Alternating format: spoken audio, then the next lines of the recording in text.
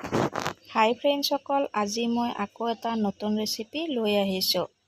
আজি হ'ল ক'লা কচু। এইফালে মই পানীখিনি বহাই দিছোঁ আৰু এইফালে মই কাটি লৈ সকলোখিনি চাফা কৰি লৈছোঁ। তাৰপিছত গৰম পানীত অকণমান দি এনেদৰে ধুই লৈছোঁ, কাৰণ অকণমান খজুৱাবও পাৰে, সেইবুলি। আপোনালোকৰ যদি নখজুৱাই গৰম পানীত নিদিলেও হ'ব।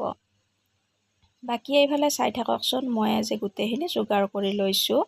বিলাহী, শুকান জলকীয়া, জালুক আৰু এইফালে জাব্ৰাং দুটামান দি দিছোঁ। এইফালে নহৰু দি দিছোঁ, আদা দিব নালাগে। সকলোখিনি মই এতিয়া পেষ্ট কৰি ল'ম। এইফালে পিঁয়াজ আৰু এইফালে আজি বনাম মই শুকান মাছেৰে। ঠিক তেনেদৰে সেইদিনা যে বনাইছিলোঁ বগা কচুখিনি, তেনেকুৱাই প্ৰচেছটো হ'ব, কিন্তু আজি মই কচুখিনি বইল কৰি লৈছোঁ, কাৰণ খজুৱাব পাৰে বুলি। তাৰপিছত এইফালে মই এইটো কেৰাহীত বহাই দিলোঁ আৰু অকণমান মই নিমখো দি দিছিলোঁ।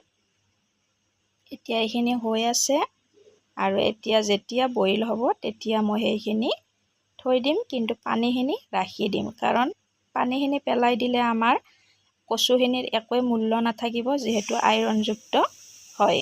কচু আমাৰ কাৰণে বহুত স্বাস্থ্যৰ কাৰণে উপকাৰী হয়, যিহেতু আমি সকলোৱে খাব লাগে। আৰু এইটোও নহয় যে মই কচু ৰেচিপি দিবৰ কাৰণেহে ভিডিঅ' বনাইছোঁ, সেইটো নহয়। আমি কচু খাই বহুত ভাল পাওঁ আৰু সেইকাৰণে আমি বহুত খাওঁ, কাৰণ আমি মধ্যমীয়া বিত্তৰ মানুহ, যিহেতু সদায় আমি মাছ মাংস খাবও নোৱাৰোঁ, হয়নে বাৰু? আপোনালোকে মোৰ নিচিনাকৈ কচু খাই ভাল পায়নে? মই কিন্তু বহুতে ভাল পাওঁ। তাৰপিছত এইফালে সকলোখিনি ভাজি ল'ম ৰঙচুৱা হোৱাকৈ। আৰু এইফালে বিলাহী দিলে এনেও ধুনীয়া এটা কালাৰ আহে, যিহেতু সকলোখিনি আপোনালোকে এনেদৰে বনাই খাই চাবচোন। মই অকল কচুৰ আজি ঠাৰিটোহে দিছোঁ, কেতিয়াবা মই কুমলীয়া পাতটো এনেদৰে বনাই দেখুৱাম বাৰু।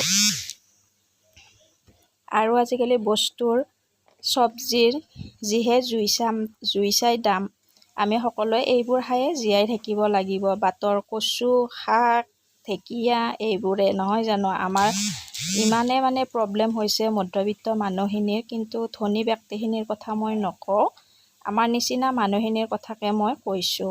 আৰু যদি কিবা ভুল হয় ক্ষমা কৰি দিব। কচু কিন্তু সকলোৱে খাব পাৰে দিয়ক, একো নাই। কচু খালে বহুত তেজ হয় যিহেতু, আৰু বহুত ভাল, আৰু সেইবাবে আৰু মই সিমান বাৰু নাজানো যে কিমানৰ কাৰণে উপকাৰী হয়। এতিয়া মই কচুৰ সেই পানীখিনিৰে এইখিনি ইয়াতে দি দিছোঁ। সকলোখিনি এনেদৰেই বনাইছোঁ। এতিয়া মই ঢাকনি লগাই দিছোঁ। এইফালে ধুনীয়াকৈ এতিয়া উতল আহি গৈছে, চাওকচোন বাৰু। আৰু কালাৰটোও যে ইমান ধুনীয়া হৈছে। কচু খাই সঁচাকৈ ভাল লাগে দেই। আপোনালোকৰ বাৰু ভাল লাগেনে? মোক কমেণ্ট বক্সত জনাবচোন। মোৰ ভিডিঅ'বোৰ আপোনালোকে চাই থাকিব, সদায় এনেদৰে মৰম দি যাব, তেতিয়া আগবাঢ়ি যাবলৈ ভাল লাগে। মই প্ৰত্যেক দিনাই এই কথাষাৰ কওঁৱেই আপোনালোকক, কাৰণ মোৰ ভিডিঅ'টো দি ইমান ভাল লাগে আৰু মই ভিউজবিলাক চাই থাকোঁ, সকলোৱে চাই, কিন্তু লাইক এটা দিবলৈ খুব টান পায়।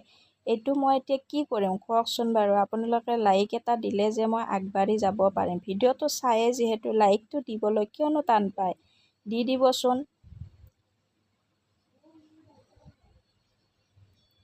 এতিয়া এনেদৰে অকণমান টাইম লৰাই থাকিম, কিন্তু মই পানীটো অকণমান নোহোৱা কৰিম, ইমান পনীয়া কৰি নাৰাখোঁ।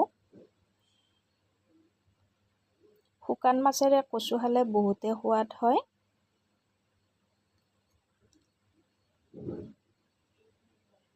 এতিয়া পানীখিনি প্ৰায় নোহোৱা হৈয়ে গৈছে, মোৰ কচু হৈয়ে গৈছে।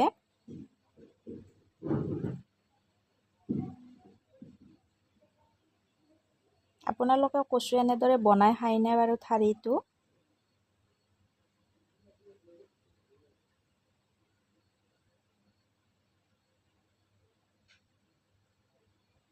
এইফালে মোৰ কচু ৰেডি এতিয়া। আপোনালোকে চাওকচোন, কচুৰ চব্জিটো খাই